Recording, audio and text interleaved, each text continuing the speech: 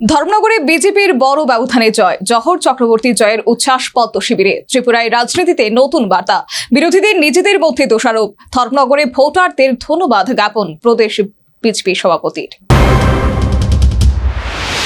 ধর্মনগর বিধানসভা কেন্দ্রের উপনির্বাচনে বিজেপির দাপটে জয়। রাজ্যের রাজনৈতিক মহলে নতুন সমীকরণ তৈরি। বিজেপি প্রার্থী জহর চক্রবর্তী 18,290 ভোটের বিশাল ব্যবধানে জয়লাভ করে আসনটি ধরে রাখেন। ফল ঘোষণার পর থেকেই পদ্ম শিবিরে আনন্দের ঢেউ। গেরুয়া আবির খেলে মিষ্টি বিলিয়ে কর্মী সমর্থকরা জয়ের উল্লাসে মেতেছেন। এই জয়ের পর ত্রিপুরা প্রদেশ বিজেপির সভাপতি রাজীব ভট্টাচার্য ধর্মনগরের বাসিন্দা এবং ভোটারদের ধন্যবাদ জানান। তিনি বলেন, এই জয় সাধারণ মানুষের আস্থা এবং সমর্থনের প্রতিফলন।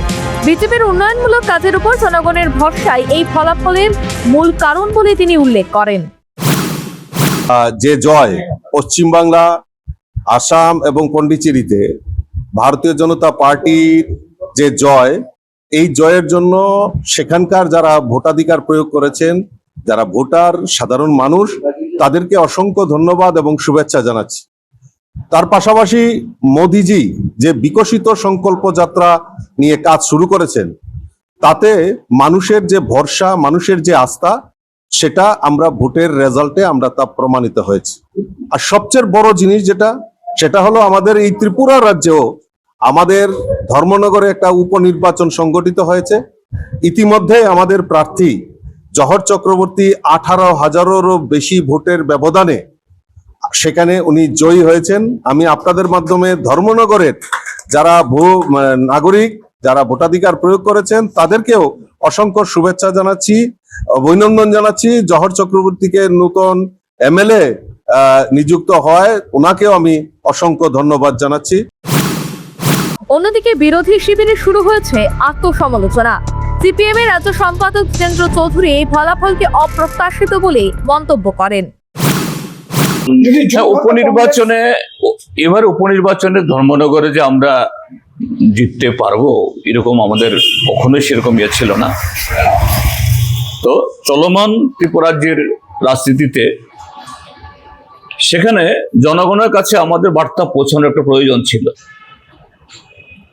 সে কারণে এবার আমরা পৃথকভাবে সেখানে গত 23-এ কংগ্রেসের সাথে সমঝোতা করে দাঁড়ালেও আমরা ভেবেছি যে পৃথকভাবে দাঁড়ালে পরে বামপন্থীদের কর্মসূচি, বামপন্থীদের অতীত, বামপন্থীদের ভবিষ্যৎ, এটা আমরা পৌঁছাতে পারবো।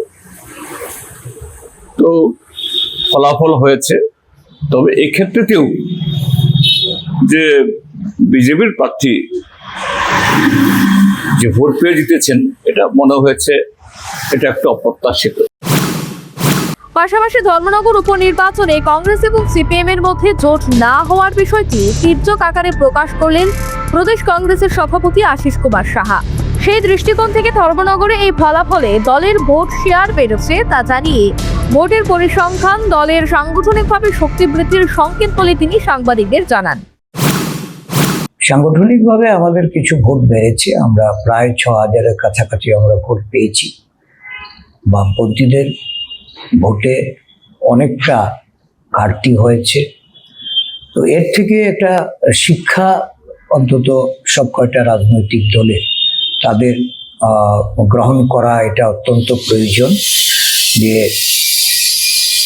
আমরা যে প্রত্যাশা করেছিলাম যে লড়াইটা একের বিরুদ্ধে একের হওয়া উচিত, সেই জায়গাতে যারা লড়াই করে বলেছিলেন যে পোলিং এজেন্ট দেওয়া যায় না, যে দলের সামর্থ্য নেই, কিন্তু আমরা এই নির্বাচনে পোলিং এজেন্ট যেমন সব কয়টা বুথে আমরা রেখেছি এবং আমাদের ভোট শেয়ারও 18-র তুলনায় এককভাবে অনেকটা বেড়েছে।